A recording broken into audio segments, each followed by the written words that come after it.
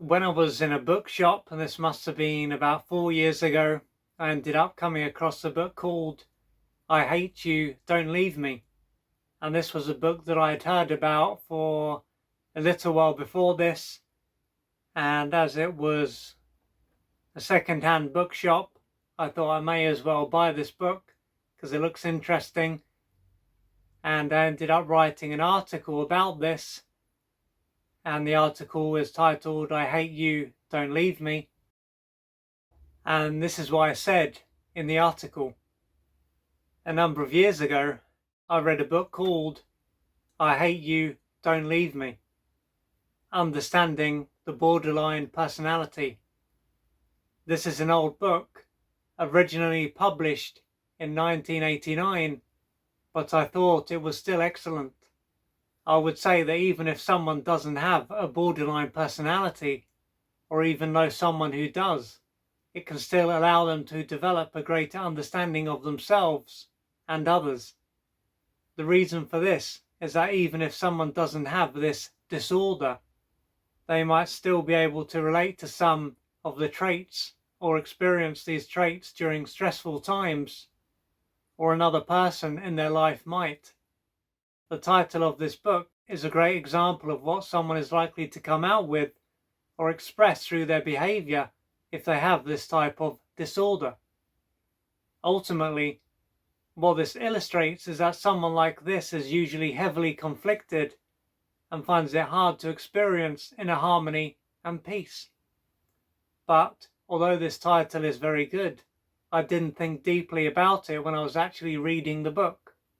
Since that time, I've gained a deeper understanding of these words and formed a conclusion around why someone would use them and or experience this inner dichotomy.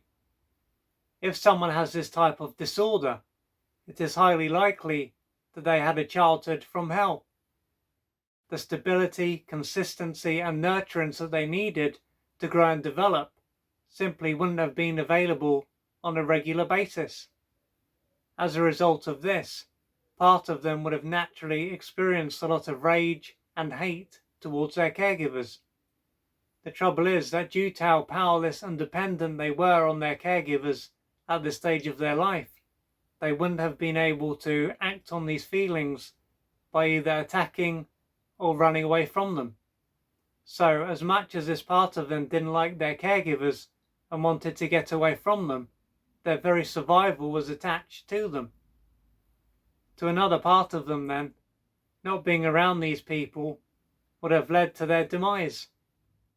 What would have also played a part in them not wanting their caregivers to leave them would have been the trauma that they were carrying. The abuse and neglect that they went through would have caused them to experience a lot of rejection and abandonment, and this would have also have been triggered if they left. Therefore, not only would their early years have stopped them from developing a strong sense of self, it would have caused them to carry at least two parts or selves that are not in a good way. In other words, they won't have strong foundations and they will have the tendency to merge with one of their two inner experiences that will cause them to be out of touch with their own resources and to have a very limited view of reality. Moreover, the love-hate relationship that they had with their own caregivers will be played out in their adult relationships. Their inner world will be very turbulent, and consequently, so will their outer world. Another reason why they will operate in extremes when it comes to others and themselves will be because they didn't go through an important developmental stage. During around the second or third year of their life, they should have merged the good mother image with the bad mother image, thereby allowing them to move out of a very one-dimensional view of others and themselves. This would have enabled them to see that life is not black and white, and that there is everything in between, which would allow them to be more in balance internally and to experience life in all its richness. If the care that they needed was provided during this time, they would have most likely have been able to grow out of this. Considering this, if someone can relate to this, they will need to keep in mind that they are not bad, and neither is there anything inherently wrong with them. They had a very challenging childhood, and this has left them in an underdeveloped state and emotionally raw. And thanks to how their caregivers treated them and the meaning that their mind made out of what happened, they can carry a lot of toxic shame. For someone in this position, it will be essential for them to reach out for external support. So if you can relate to what I've just said, and your early years were not very nurturing, then please know that you are not crazy. There is nothing inherently wrong with you. And how you are as an adult can be seen as a natural consequence of what you went through during your early years. So please don't suffer in silence, and reach out for the assistance that you need to gradually change your life.